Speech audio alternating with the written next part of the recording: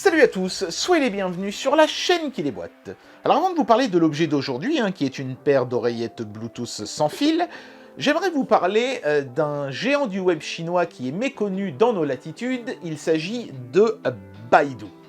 Baidu, c'est le Google chinois, qui est devenu gigantesque en Chine pour une raison très simple, c'est qu'en Chine, Google est banni du web. Si vous êtes chinois, si vous avez un ordinateur en Chine, à moins de posséder un VPN, vous ne pouvez pas aller sur Google. Et donc la plupart des Chinois utilisent à la place Baidu.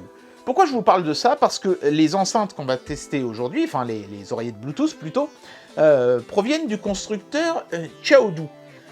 Et Xiaodu, c'est une marque du groupe Baidu. C'est intéressant de voir un petit peu un géant du web comme ça se lancer à l'assaut du hardware, donc du coup voyons un petit peu ce que valent ces oreillettes Bluetooth. C'est parti pour le test. Voilà, alors vous l'avez compris, ça n'est pas tant finalement le produit aujourd'hui qui est intéressant, puisque bon, ce sont des oreillettes Bluetooth, je pense pas qu'elles aient grand chose d'exceptionnel, mais plutôt finalement l'origine du produit qui m'a donné envie de les tester. Xiaodu, donc, nous propose les Do Smart Buds, et le petit logo de Baidu, eh ben on le retrouve ici, à l'arrière de la boîte, et c'est vraiment ça qui m'a intrigué et qui m'a donné envie de tester le produit. Chose étonnante, il y a quelque chose qui est inscrit, j'ai l'impression que c'est du thaïlandais ça, donc je sais pas pourquoi, peut-être parce que comme il vise essentiellement le marché asiatique, la Thaïlande a peut-être des nécessités d'inscription que n'ont pas la Chine, alors ils ont rajouté une étiquette, mais en tout cas c'est un produit qui a été validé par plein d'organismes indépendants. Vous voyez, il y a même des trucs marqués en français ici, rendement énergétique vérifié. Voilà, c'est magnifique. Donc on va procéder au déboîtage tout de suite. C'est emballé dans du papier plastique type cellophane. Hop, voilà. Et ensuite, oh, bah, c'est du mat avec le produit brillant. Assez classique comme emballage, mais ça fait toujours plaisir, ça donne toujours un petit côté classe. Par contre, ça m'a l'air d'être ce genre d'emballage qui est ajusté au micro-poil près, donc il va falloir un petit peu se donner du mal pour l'ouvrir. Voilà. Vous vous souvenez de ce mec qui avait fait tomber son iPhone 6 à cause de ça pendant un reportage devant des millions de téléspectateurs, la rage. Voilà. Donc on a un petit Quick Start Guide qui est en anglais et en plusieurs autres langues, mais je ne vois pas le français, c'est dommage.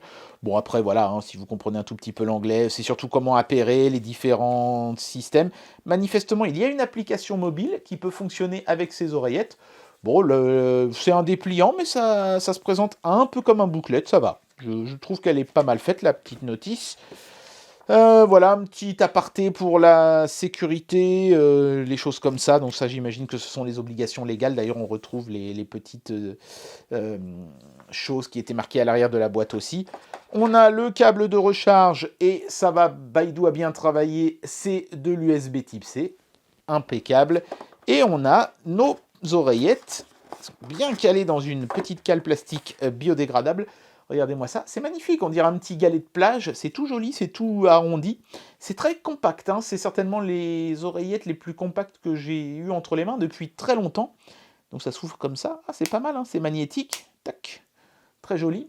Et on a nos oreillettes, qui ressemblent un petit peu à celles d'Apple, on va pas se mentir, qui ressemblent un petit peu beaucoup.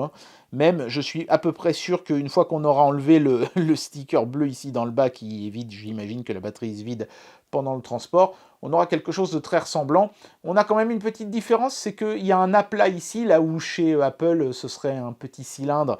On a quelque chose qui est plus rectangulaire ici. Ce sera peut-être plus facile pour le tactile du coup. C'est pas mal, c'est en tout cas très agréable au toucher. La qualité semble être au rendez-vous. Donc bah, écoutez, on va enlever les fameux stickers bleus, et puis je vais essayer d'écouter un petit peu de musique avec ces écouteurs. C'est parti. Habituellement, avec ce genre d'oreillette, je me contente de vous parler de la qualité du son, et ça s'arrête là pour le test, et c'est pas forcément toujours très passionnant.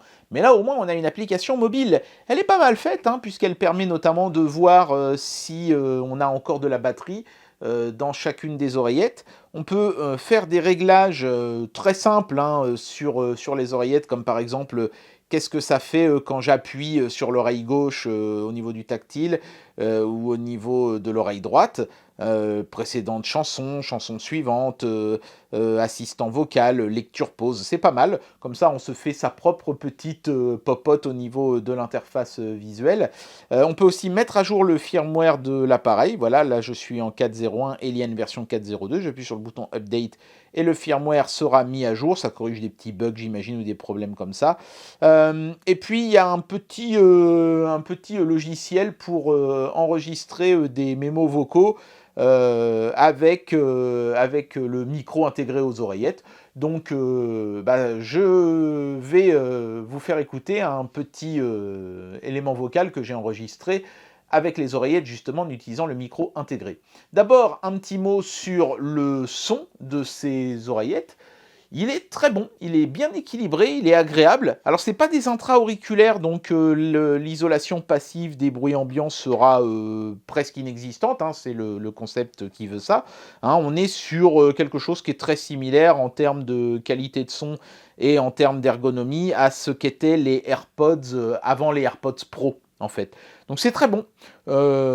C'est pas non plus le truc le plus incroyable que j'ai entendu au niveau audio. Il n'y a rien de fancy comme de l'annulation active des bruits ambiants ou des choses comme ça. Mais le son est propre, il est bien équilibré et par les temps qui courent, c'est déjà pas mal. Et pour un premier jet chez Xiaodu, c'est très rassurant. Maintenant, je vous laisse écouter un petit peu ce que donne le micro intégré. Voilà, un petit sample. Voici ce que donne un enregistrement vocal en utilisant le micro intégré sur les oreillettes. Vous pourrez juger vous-même de la qualité du rendu. Eh bien voilà, j'en arrive à la conclusion de cette vidéo et je vais vous donner mon avis sur ce produit. Xiaodu a eu la bonne idée avec ce produit de ne pas vouloir brûler les étapes et de proposer tout de suite un produit archi complet qui allait avoir toutes les fonctions des produits les plus sophistiqués du marché à l'heure actuelle. Ils ont préféré jouer la carte de la sécurité avec quelque chose de bien maîtrisé, avec certes peu d'options, mais toutes parfaitement bien rendues. La qualité du son est très bonne, le micro est clair, j'ai trouvé que ma voix ressortait très bien, alors c'est pas non plus le truc le plus suave que j'ai jamais entendu, hein.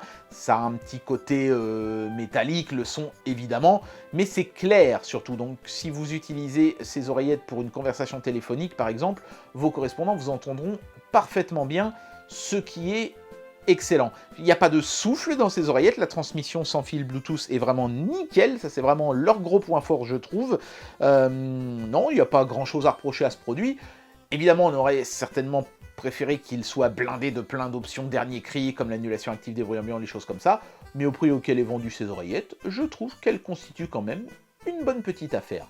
Pour un premier jet, Xiaodu a fait du bon travail. Bien joué Baidu. Et bien voilà, c'était le test de ces oreillettes Bluetooth de chez Baidu. Elles ne révolutionnent pas le marché, mais c'est intéressant de voir un petit peu des concurrents de Google dans d'autres pays se mettre à attaquer Google sur le plan également du hardware. J'aimerais bien voir une initiative nationale du même type en France, ça pourrait être assez rigolo.